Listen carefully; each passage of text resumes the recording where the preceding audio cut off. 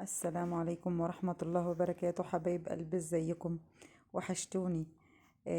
النهاردة حبايب قلبي هنعمل معانا صينية فراخ، ومعايا طاجن البسلة بالجزر. هنلوح مع أول حاجة معايا بقى حل على النار، معلقتين سمنة بلدي كده، أو سمنة نباتي أو زيت، أي حاجة اللي عندك. وهنلوح معايا بقى بسلة.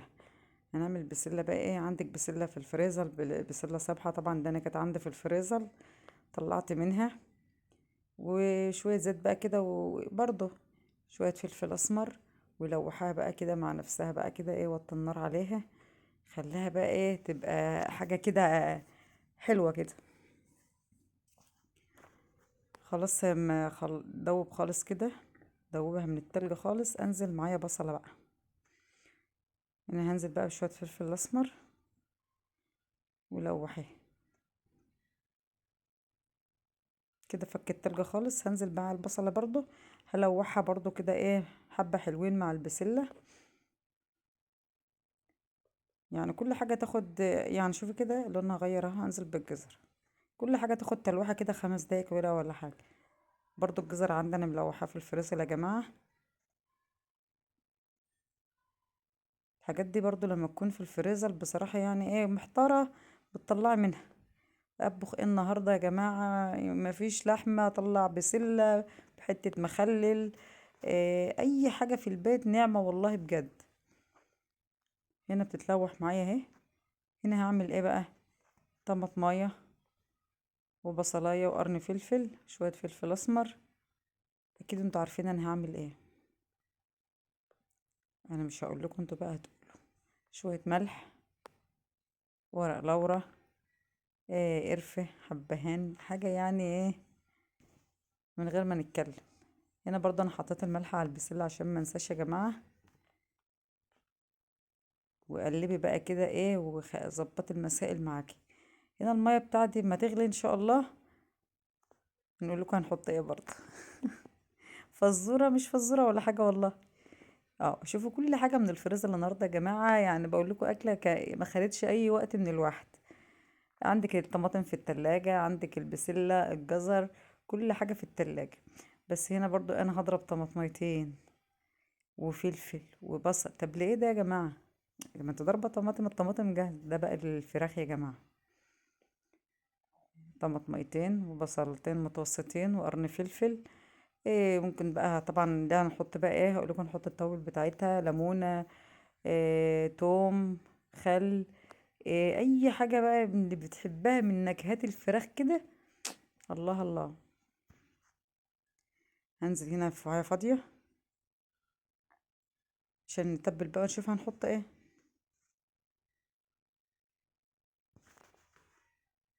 ملح، فلفل اسمر.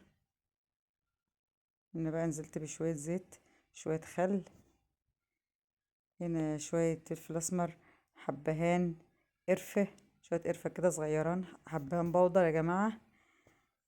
بهارات فراخ لو عندك، اللي انتي تحبي تحطيه، ده حاجة يعني ذوقيا، بس انا بقول لكم. ودي معلقة بابريكا حطيتها برضو، ومعلقة كركم. هنا بقى معايا دبس الرمان والصويا صوص. يا جماعة دي حاجات خطيرة في المشويات، الصويا صوص دي ودبس الرمان، بجد بتدي نكهة حلوة للفراخ اوي.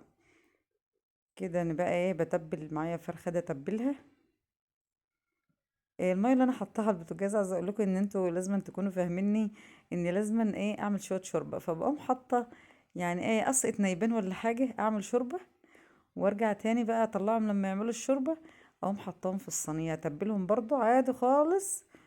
والله بجد اتبلهم عادي بالتتبيله اللي بتاعه الشوي دي، واحطهم في الصينيه عادي خالص، وهتبقى جميله وزي الفل. اعمل شويه شوربه كده وشويه لسان العصفور، وتمام التمام. هنا بقى بعد ما دخلت يعني قربت تستوي، بقوم نازله بالبصلايه، بالبطاطايه انا اسف. البطاطايه دي بقى بتخلي البسله معاكي لفه وحلوه، وطعمها جميل جدا. هنا بقى اي بقى شواب، اي رغاوي، اي حاجه هنشيلها. تعالوا بقى اما نشوف كده البسله بتاعتي، انتوا شايفينها لسه قدامكم ميه، لسه ما دخلتش في السوي. جيب الطاجن بتاع الكبير الحلو ده، وانقص فيه بقى البسلة، احط البسلة بالراحة بالراحة يا سماح بالراحة. اه، ربنا يستر، الحمد لله ربنا سترها. الفها بورق فويل، عايز تحطيه زي ما هو عادي خالص، انا حطيته زي ما هو من غير ورق فويل ولا حاجة. اه، لا صدقني حطيت ورق فويل. اخر حتة ورق فويل، عشان كده بقول ايه، ما حطيتش ورق فويل، هي اخر حتة بس، هي عادي خالص لو حطيتيه من غير الورق الفويل يا جماعة. هنا بقى الفراخ بتاعتي هجيب صينية كده اتبلت، قعدت لها يجي ساعتين ولا حاجة في التتبيلة. انا هطلع دي بقى زي ما انتوا شايفين اهي، خلاص يعني عملنا منها الشوربة يا دوبك بس، برضو بتنزل الشوربة بتاعتها، واقوم بقى ايه شايلاها برضو عادي خالص متبلة. انا بوريكم ازاي برضو، تقول طب ينفع؟ اه ينفع. انا هطلع دول بس كده اما يبردوا بس شوية يا جماعة، هما في نفس الصينية ان شاء الله، هيجوا في نفس الصينية. هنطلع الباقيين واقوم كبه بقية التتبيلة عليهم. مش هينفع؟ لا هينفع، كل حاجة بتنفع، مفيش حاجة تقولك لا.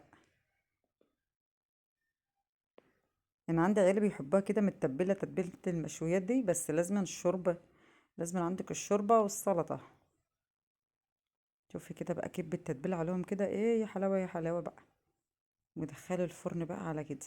تعالوا بقى شوفوا معانا في الاخر بعد ما دخلناها الفرن، صينية الفراخ، يا لهوي على الجمال والحلاوة.